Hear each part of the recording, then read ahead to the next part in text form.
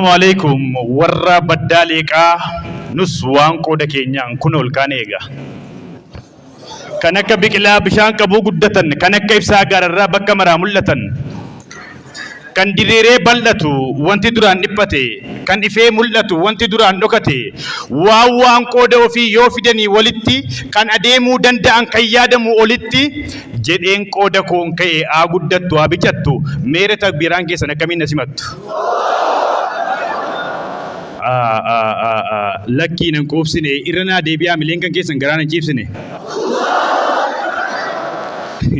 Utuu maqaa waamuun boonnuu siniin dhaadannee amilee waaqqattu hancooteef caccabsaa kan takkaa waaqanne.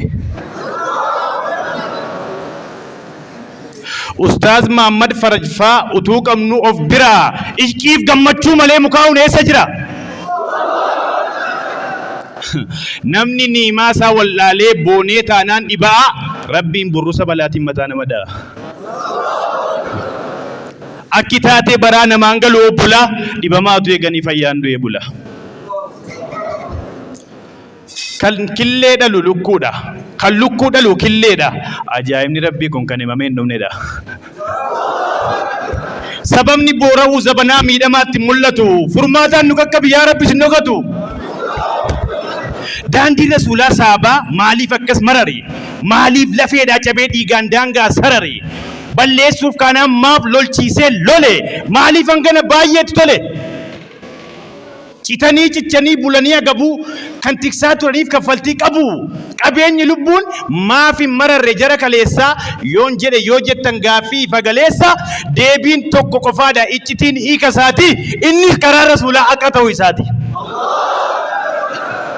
Kanaaf itti dhiiganii ittillee cabanii daandii Nabi Muhammad qarrifaadhaan qabanii. Sun immoo alhamdulillah namni irraatti daandii isaan saaqan hordofamaa jira kunoo amma irraatti.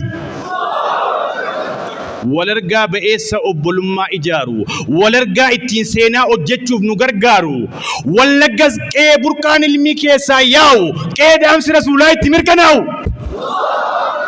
Akka ta'u abdanna rabbis nuuf haa taasisu warra isaa abdatu raamaan illee yaasisu. Badeen badu ireensaa namni keessa qajeelu namni minyaarka rabbii bare harka namaan qajeelu.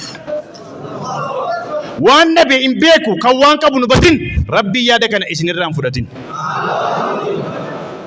Yaadan malee fagaatan nyaatan malee jabaatan yoo natan jabaatu yoo jabaatan milkaa'u sammuun amanu malee funyaanni fuunfatee fixaan hin urgaa'u.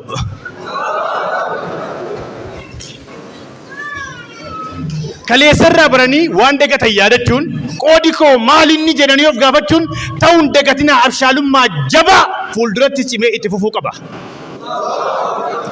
Kuni waan dansaadha ammallee itti fufaa wanta winu hunduu kanuma keessa dhufa yoo rabbitti citan qaawwa diinii duniyaa isan namarraa cufa.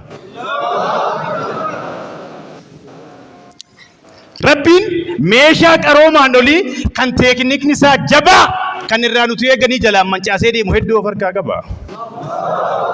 Kan namni tolchuu hin dandeenye meeshaa ittiin qolatan kan bira hin gaamne ammamiyyuu qoratan. Waamee qaqqabaachuurra isaa walitti bu'anii homaa dhabuutu caala isaan nagaa ta'anii. Nama jaallatan dhabanii gaddaan yeroo ta'an ko'eessa kan jiru ilaalanii sabaruutu ba'eessa. Yoo of harkaa dhabaniis yaadi nama faca'e hubachuudha harki rabbii akka bal'aa ta'e. Madaa inni hin fayyifne hin jiru gonkuma kaleessa irraa boris irkoon keenya rabbuma abdii irraa kunneen beeknu irraan kunnus takkuma furmaati ilkee yaaddoo daawwaan isaa kanuma.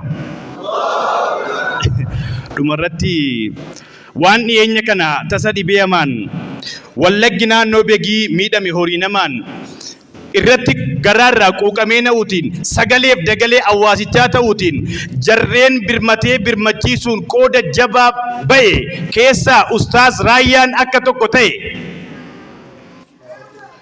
Ustaaz Mubaarik Adam afaan kiyya ta'e kabajaaf jaalala guddaa awwaasichi qabuuf imaanaatti hin naagayi galatooma.